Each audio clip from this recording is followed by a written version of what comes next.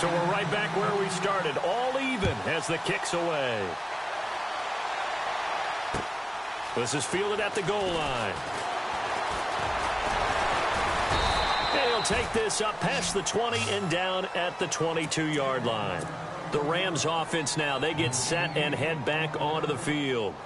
And there are parts of their last drive they'd like to emulate. And, of course, they'd like to forget the ending, the interception. But they did put together, Charles, a nice sustained drive to get him down the field. Yeah, and unfortunately for them, the only thing that matters is part two, right? Because once they threw the interception and finished off the drive, that does them no good to go back and say, well, you know, we had a good one going. Finish things off. That's the only way you can get it done. And he's going to get this one across the 30-yard line. A nice pickup there of 11 yards, and it'll move the sticks. Speaking of Todd Gurley, Charles, you and I had a lengthy discussion in the offseason about his sophomore slump, but he has picked it back up this year, and maybe nothing more indicative of that than that Week 15 performance. Fantastic. In Seattle, in the game one against Seattle in 2017, he ran for 43 total yards. In this one, he ran for 152. Actually caught a pass for a touchdown as well, so he had 4 total touchdowns. He looks the part. And when we're starting to talk about MVPs, his name doesn't get enough mention. It should, because Todd Gurley's having a monster year, over 1,000 yards rushing, 11 games now where he's had over 100 yards from scrimmage. In 2017, you say MVP, you can talk about Tom Brady, Carson. And now look at this, big gain, but a fumble, and it's picked up by the Ravens. We have seen this before, and we know coaches preach about this and work on it all the time. Catch the ball. You know there's going to be some traffic somewhere. They've got to put it away and secure it as they try and get downfield. And he goes nowhere. He'll lose yardage back at the 17. It's a loss of 2 there, bringing up second down. Got to give some credit there defensively. They snuffed out that screen early on first down. Really read it well, didn't they? Because they didn't bring the pressure that they expected. They covered all the passing lanes. So once you see it break down as the passer, I think in this situation, you're either throwing it at the feet of your back to make sure no one picks it off, or you throw it away, throw it over the sideline. Don't try and freelance and try and make a bigger play. There's really no one else running a pattern that should be open. And incomplete here on third down. And it is true. You can draft the fastest. You can draft the most athletic guys. But if they don't know the art of positioning, sometimes it's all for naught. In this case, in the right spot, help force the incompletion. Yeah, had his hands on it for a second. Would have been a tough catch, though. Falls incomplete. And he's out of bounds, able to take this one up to the 35. It'll go as a gain of 9. And it'll give the Ravens a first down.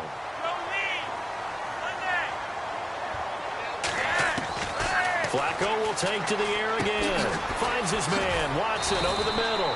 That throw good for 4. It's second down. Now before this second down play, we'll get whistles and a timeout, as the stoppage will come with 23 seconds to go till halftime. And again, it's Flacco to throw. And he fires one that's intercepted. John Johnson with the INT. And his guys have got it back at the closing stages of the first half. That late in the clock, second quarter, why not just run it a time or two and get it into the locker room? What you're saying makes absolutely perfect sense. Run it and get out of there. But I'm just wondering if the pressure of today's NFL and the high-powered offenses that you're facing may force them into saying, let's try and get some more points. Now a timeout taken. Perhaps a chance for one more quick play and then another timeout if they hurry. We'll see. Second down, offense behind the sticks here. 2nd and 13.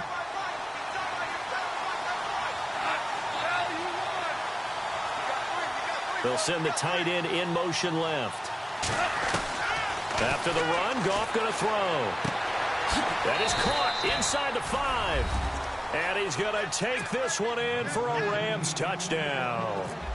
Robert Woods in the final seconds of the first half. And the Rams have taken the lead.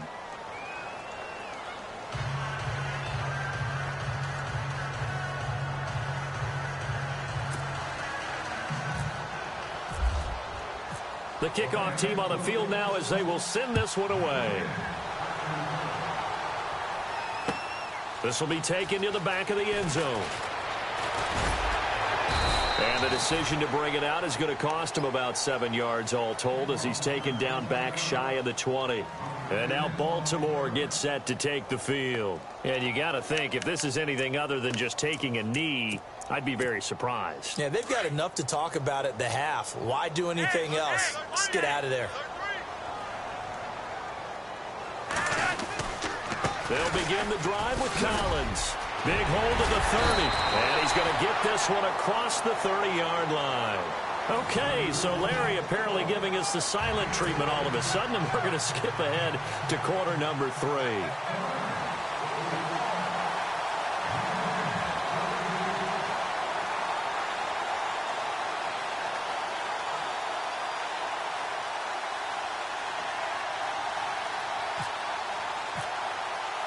Both teams appear ready for the fight ahead, and we resume action here in quarter number 3. And a fair catch signaled for and taken successfully. Out come the Ravens now. They'll go on offense first here in this third quarter. They're down here, but very much in this game. What's the tonality of a coach's talk when a game is within striking distance like this at intermission? Typically, what they're doing is emphasizing the things that went well in the first half and wanting more of that. Sure, you've got to go over some of the errors and clean up some things because there's a reason you're down. But overall, I think they want to stay positive, stay up with this team. We're just starting the second half, and we've got the football. Let's go ahead and punch it in, and then we'll take it from there. See how that recipe works.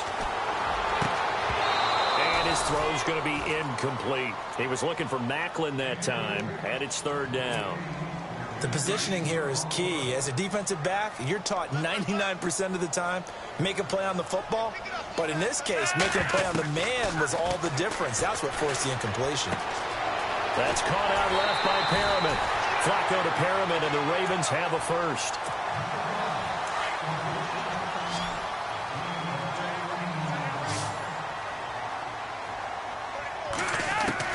First and 10, and Flacco looking to throw.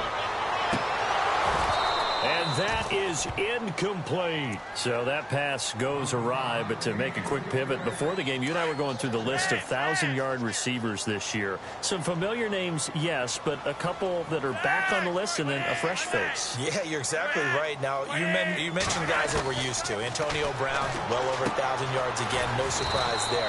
Gronk, he gets it done. You know, let's face it, he's one of the toughest matchups in the league. But Michael Thomas with the New Orleans Saints, really nice rookie season 2016.